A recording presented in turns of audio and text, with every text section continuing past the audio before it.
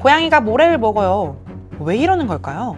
처음엔 그냥 냄새를 맡는 줄 알았는데 어느 순간 정말 삼키는 것 같더라고요. 그냥 장난이겠거니 넘겼지만 점점 반복되니까 불안해졌습니다. 먹으면 안 되는 걸 먹는 행동, 그 안에 몸에 이상 신호가 숨어 있을 수 있습니다. 비앤 애니멀 탐정단, 오늘도 사건을 해결하기 위해 출동합니다.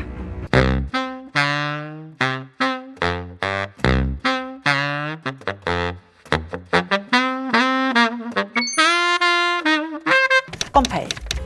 고양이가 모래를 먹어요.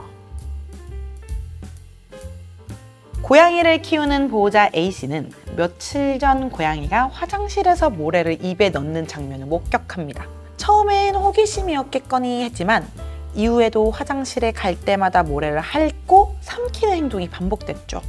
그리고 얼마 뒤 고양이의 음수량 변화가 시작되며 보호자는 본격적으로 걱정되기 시작했습니다.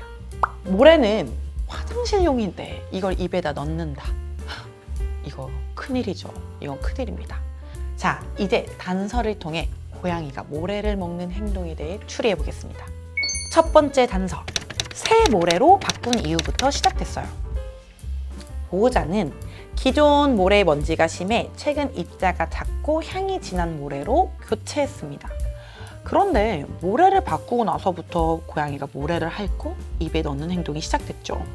특히 교체한 직후 며칠 동안 화장실 머무는 시간이 길어졌고 킁킁거리며 오랫동안 탐색하는 모습도 자주 보였습니다. 새 모래를 바꾸고 나서부터 이렇다?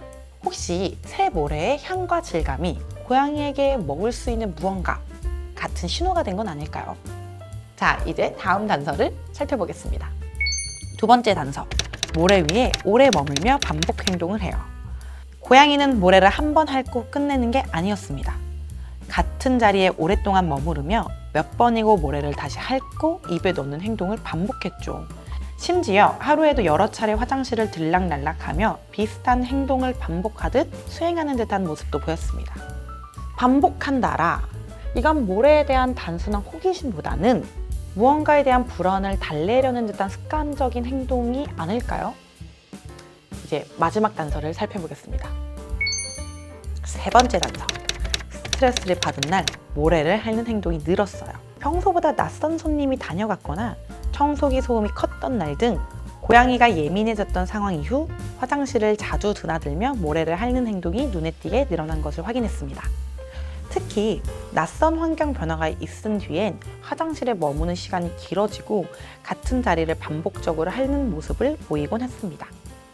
스트레스가 쌓인 날일수록 저런 행동이 더 자주 보이는 것 같은데 그럴수록 더 스트레스와 불안 때문에 보이는 행동은 아닐까요? 이제 세 가지 단서를 종합하여 원인을 추리해 보겠습니다. 단서 1. 모래를 바꾼 후부터 시작된 행동. 새 모래의 향이나 질감이 고양이에게 호기심을 자극해 일시적으로 입에 넣는 행동이 나타날 수 있어요. 그러나 특정 모래에 지속적으로 집착하거나 섭취하려는 행동이 반복된다면 음식이 아닌 다른 것을 먹는 행동인 이식증 또는 강박적 섭식 행동을 의심해 볼 수 있어요. 특히 응고형 모래나 향료가 포함된 모래를 삼킬 경우 장폐색이나 위장 자극으로 이어질 수도 있고 독성 물질도 포함될 수 있어서 매우 위험합니다. 단서 2. 같은 자리를 반복적으로 핥는다. 스트레스를 받은 직후 특정 장소에서 진정하려는 자기 위한 행동일 수 있어요. 그러나 동일한 행동을 하루에도 여러 차례 반복하거나 모래에 강박적으로 집착하는 모습이 보인다면 불안감이나 환경 변화에 대한 과민 반응일 수 있습니다. 또한 반복적인 섭식 행동은 단순 습관이 아니라 신체 이상이나 정서 문제의 신호일 가능성이 매우 높습니다. 단서 3. 스트레스를 받은 날 모래를 핥는 행동이 늘어난다. 낯선 소리, 손님 방문 등 외부 자극으로 일시적으로 예민해진 경우 모래 주변에서 진정하려는 반응일 수 있습니다. 그러나 특정한 스트레스 상황 이후 모래를 먹는 행동이 반복적으로 강화되고 있다면 이거는 불안을 해소하려는 대체 행동이 습관화된 것일 수 있어요. 이때 모래를 실제로 삼키고 있다면 위장 내 문제나 장폐색으로 이어질 수 있으므로 즉각적인 주의가 필요합니다. 평소에도 이런 행동을 보인다면 우리 아이들의 건강을 위해 꼭 체크해 주세요. 최근에 모래를 새로 바꿨다면 그 시점과 행동 변화를 함께 확인해 보세요. 모래를 핥는 뒤 물을 급하게 마시거나 식욕 변화, 무기력 증상이 동반되는지 살펴보세요. 소음, 낯선 사람의 방문, 청소 등 스트레스를 유발할 수 있는 환경 변화 이후 행동이 심해졌는지 살펴보세요. 마지막, 모래 외에도 비닐, 천, 벽지 등 식품이 아닌 물건을 반복적으로 핥거나 입에 넣으려는 경향이 있는지도 함께 체크해 보세요. 고양이가 모래를 먹는 행동은 단순한 호기심일 수 있어요. 생각보다 흔합니다.